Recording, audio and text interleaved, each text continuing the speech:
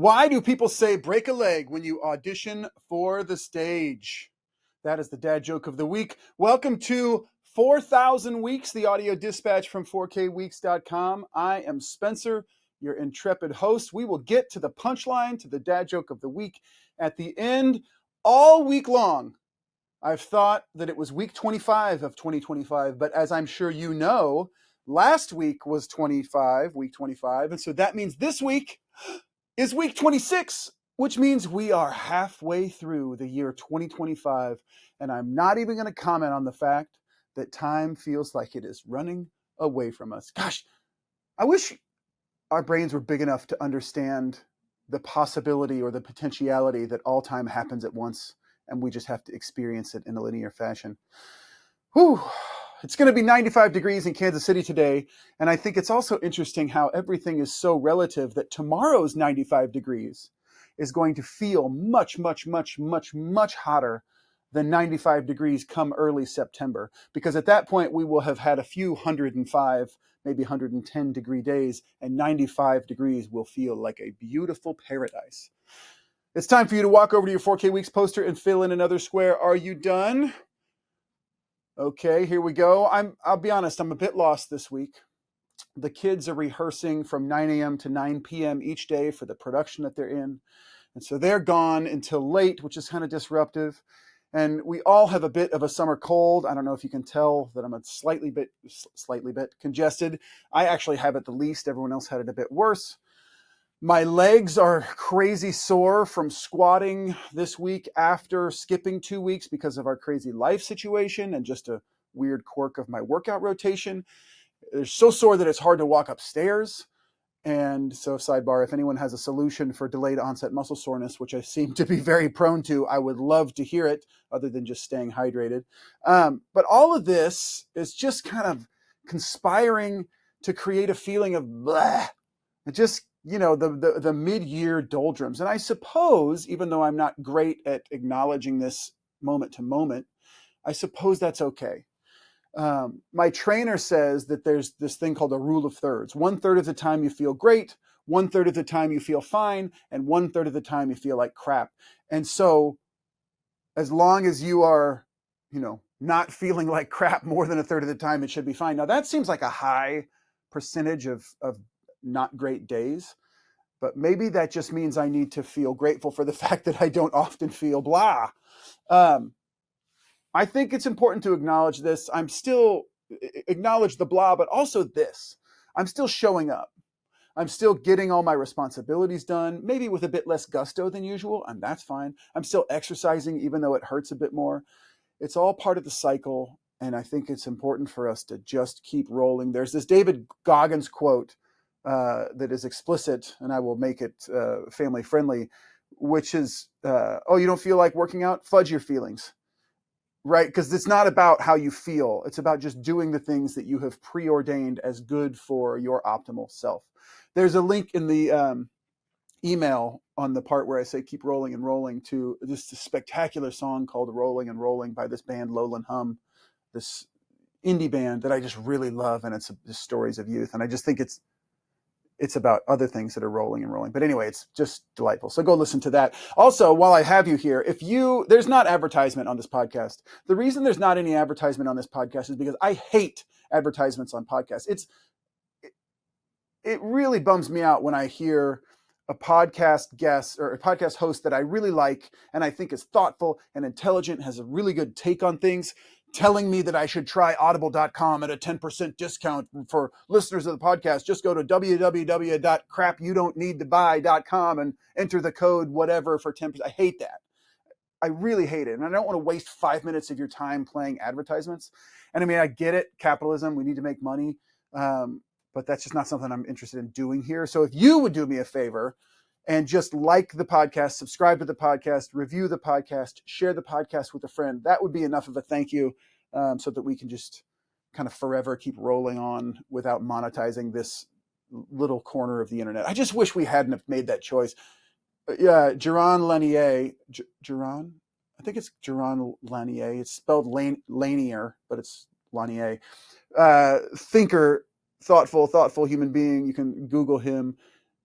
talks about the alternate reality in which we created an internet that was based on micropayments as opposed to advertising, and it would have been a better world to live in. Yeah, it would have been a better world to live in. Anyway, remarkable weeks. Week 26 of 1994, Jonah Lomu became the youngest All Black at 19 years and 45 days for New Zealand's rugby team. He played rugby for New Zealand versus France in his first game. At 6'5" and 275 pounds, Lomu was nicknamed the freight train on ballet shoes. He's one of the best rugby players ever to have lived, according to the Wikipedia page that I just recently read. It is kind of delightful. Eli puts these people in here, and I get to learn a little bit about things that I don't know. But interesting story about that guy. He was 998 weeks old, or 19.14 years. 6'5" and 275 pounds is a large human being. It's a very big man. Okay, quote of the week. The quote of the week is from Rumi, and I'm not sure. Well, I have mixed feelings about this quote, but I'm going to read it and then we're going to talk about it. Everyone has been made for some particular work, and the desire for that work has been put in every heart. Now, the reason I have mixed feelings about that is my wife and I talk about this often, like, people who have their thing versus people who just don't have their thing.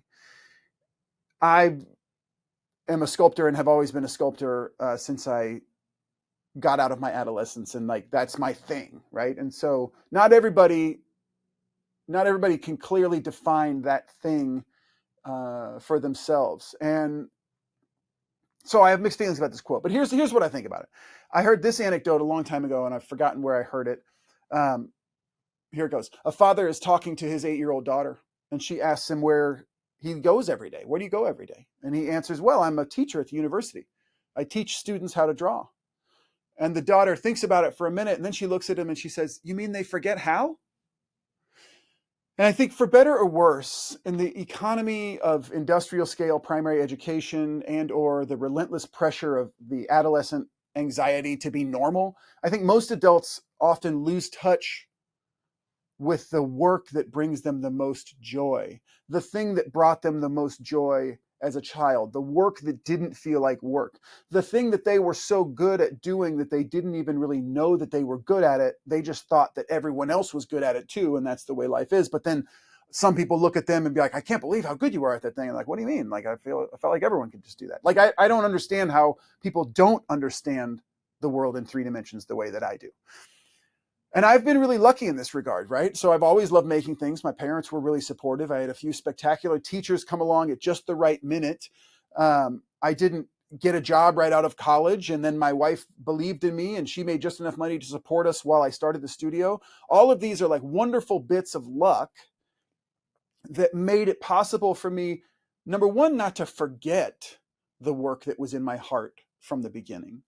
And number two, to create a life in which that work is also economically viable, because that's an essential part of life in the modern age, maybe life forever. Well, since we've been an agricultural species, you have to be productive in a way.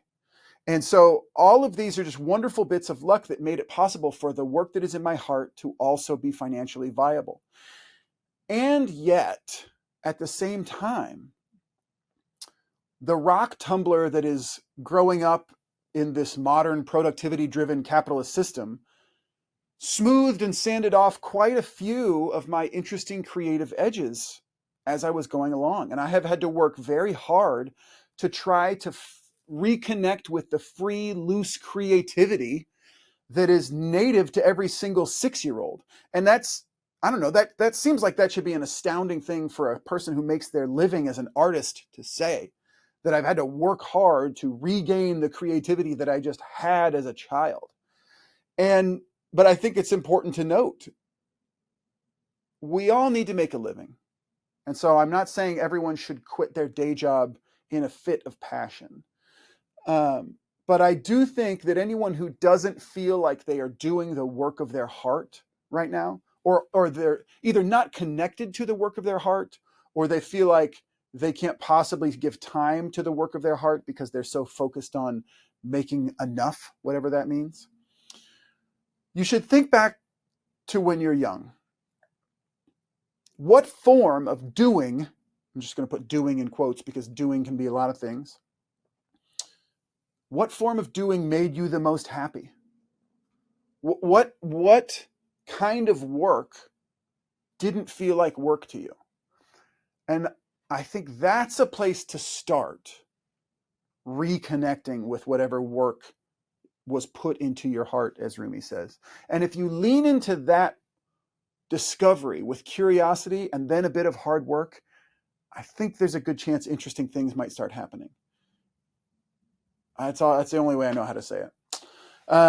Okay, what I consumed this week. We are on to what I consumed this week. Again, I'm reading The Shadow Casket a lot. Chris Wooding. It's the Dark Water Legacy book too. I don't know that you care about that because we're not talking about fiction books here in this self-improvement or personal improvement podcast, but I would encourage all of you to start reading fiction. It is doing wonders for my imagination and my creativity and just generally, and I don't mean that in a productive way. I'm like, my imagination is better and I've turned that into more dollars. I just mean from a life enjoyment perspective and just from the world's better when you lean into wonder. And it's helping. So I would encourage you, if you're not reading fiction, if you're like I am/was, and reading a lot of nonfiction, a lot of like self-improvement, very, productivity-driven stuff, get a fiction book. If you need a recommendation, email me. I'll send you a few.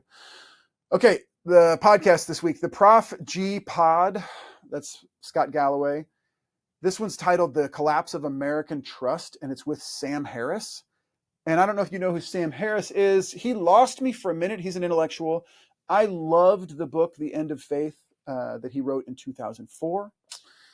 And then I've always liked his takes. That he's a super intelligent and clear thinking and speaking individual. But he got into a tiff with Ezra Klein in 2018 that left me a bit jaded, kind of on both of them, because not because I thought that Ezra was right. I just felt like Sam Harris was letting his anger blind him in that moment. But I've always liked Sam Harris. There was that moment where the intellectual dark web was coming up. Those are like the people who were like Jordan Peterson, all those people. And Sam Harris kind of got lumped into that camp, but it's kind of clear he's not in that camp, which makes me like him more. I mean, I do. Jordan Peterson has some good things to say, but also a whole bunch of problematic things. He himself seems like a broken individual who is. Anyway, we're not talking about Jordan Peterson. Sorry. I'm back in the Sam Harris camp. The podcast is awesome. We should all hope to be so thoughtful, circumspect, and rational like Sam Harris is here. And there's a lot of really good thoughts about the way forward. Well, maybe not the way forward, but how we've gotten to where we are, which I know is a place we'd all like to move on from, regardless of which side of the equation you're on. Freakonomics Radio number 636. Why aren't we having more babies?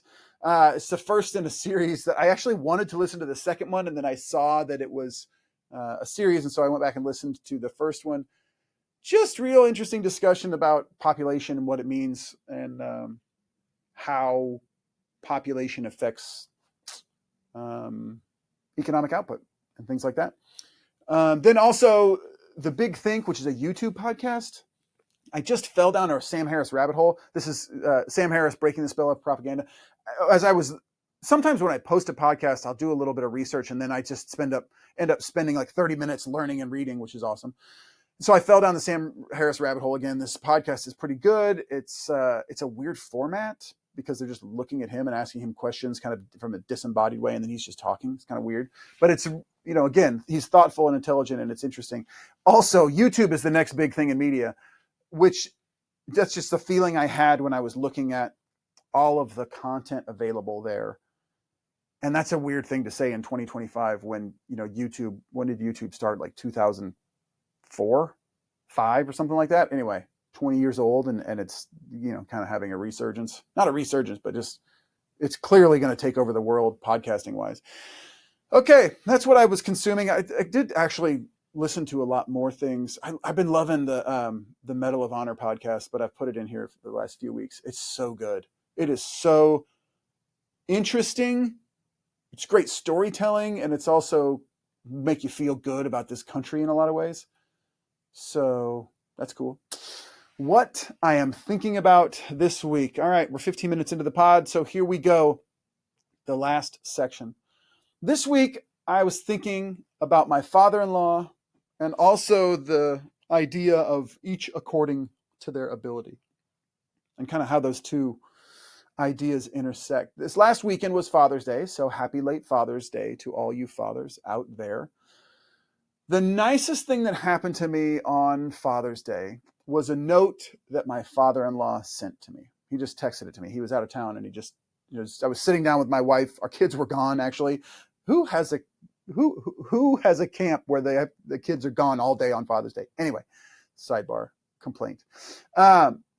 It was so thoughtful, the note that my father-in-law sent, and complimentary, that later in the day when I read it out loud to my wife, I got choked up. I didn't even expect, I didn't think I was going to get choked up. I was like, your dad sent me a text. Let me read it to you. She's like, okay. And I had to pause, and I needed a minute to finish reading the 4 sentences that he had texted me.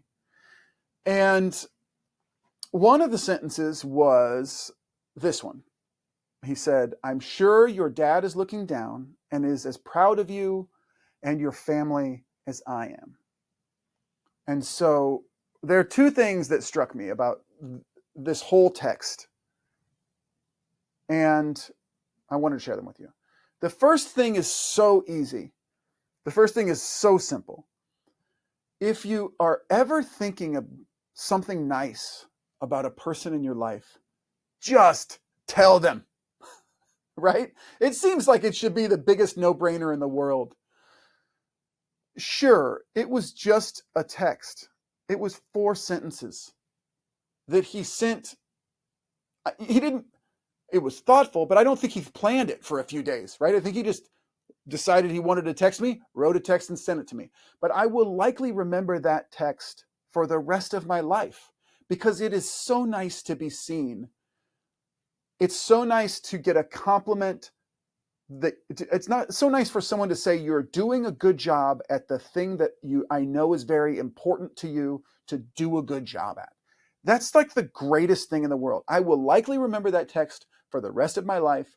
And so if you are thinking something nice about a person in your life, just send him a message, say the words, let the good feelings out into the universe and move on. So thank you, Doc, for that text. First of all, that's the first thing.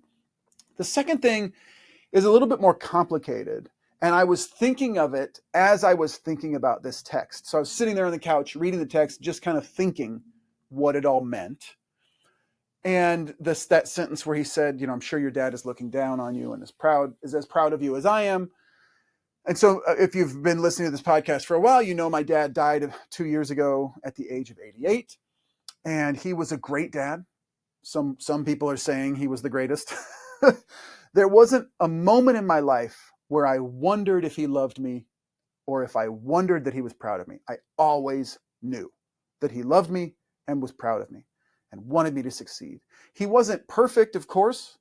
Nobody is. But he was really, really, really, really, really, really, really, really great. And for 46 years of my life, he was right by my side, cheering the loudest, ready, willing, and able to help me accomplish or become anything in the world that I wanted. And I think about it sometimes, and I think that I only had to become an adult and feel the full lonely weight of the world on the day that he died. Because every single day before that, he was carrying some of the load just by existing, just by being there. It meant that I couldn't slide all the way down to the bottom of the hill. And I think it's so easy to take that kind of thing for granted when you have that experience, and to assume that it's an experience that everyone shares, and to not see it as the huge, amazing leg up in the race of life. Now, of course, when I think about my dad, I know that he didn't have that same experience with his father. I don't think his father wasn't mean or bad. They just didn't love each other in that way, right? It wasn't. I don't know that my dad's dad ever told him that he loved him. And my dad was born in 1936, so maybe that was just the time. But I just don't think that. I think it's easy to forget when something like that is amazing and like a background level in your life. It's easy to forget that that's not the experience everyone has. And then specifically, my father-in-law did not have that experience. His father died when he was 2. And I was thinking about that, and I was thinking about how much harder my life could have been without my dad being there for those 46 years. And then when I think about, because I got a pretty good opinion about myself, right? I think I'm doing a pretty damn good job. Like, you know, I can be humble, but I also, if I thought I should be doing it differently, I would be doing it differently, right? And then when I think about things like this, I'm like, well, I can't take credit for that because of all of the assistance that I got. And then that makes me think what a credit it is to my father-in-law's character, and then also the men and women that stepped up in big and small ways in his life, so that he found a path to being a good man, to being a loving father to my wife, and to being a spectacular grandfather to my kids. And he is a spectacular grandfather to my kids. He comes to like almost every performance, and there's a lot of performances. And so, when I think about how things could go, it seems like you need to give more credit to the person who didn't have. I mean, look, like if I was a ne'er-do-well, if I didn't have my crap together, then that would be on me because my dad did everything he could to springboard me into success. And if he hadn't been there, then I think maybe I would have a little bit of more rope, a little more forgiveness if I was a ne'er-do-well. It's hard to quantify all of the amazing things that led us all to where we are. And I heard once that your father is, this is actually all over social media. It's a weird moment to be talking about masculinity because of a whole bunch of things that are outside all of our control, but affect all of us. It's just a weird minute for masculinity. And so this is all over the internet, things like this. When I searched it, I found a whole bunch. I was going to try to link to it. I found a whole bunch of examples of this that all were like a little bit too toxic masculinity-ish, whatever. It's people say that your father is the only man in your life. There's one that's like, when your father dies, you will realize that he was the only man in your life that hoped you would do better than he did. And your father is the only man in your life that wants you to succeed more than he does. And they're all over the place. And I just disagree with that. And I think the more people that disagree, the better our society is going to become. But life is a series of paths. Some paths are harder than others. Some people start at the middle of the path. Some people start way back before the beginning. Some people start in the parking lot of the Walmart that is 5 miles away from the beginning of the path, right? And so kudos to the people who help us find and stay on the right paths.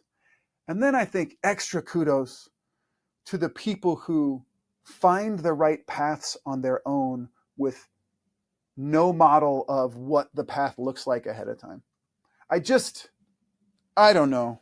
I just want to I'm really impressed by people who have done well without all of the advantages that I got, because I know how difficult it was even with all the advantages that I got.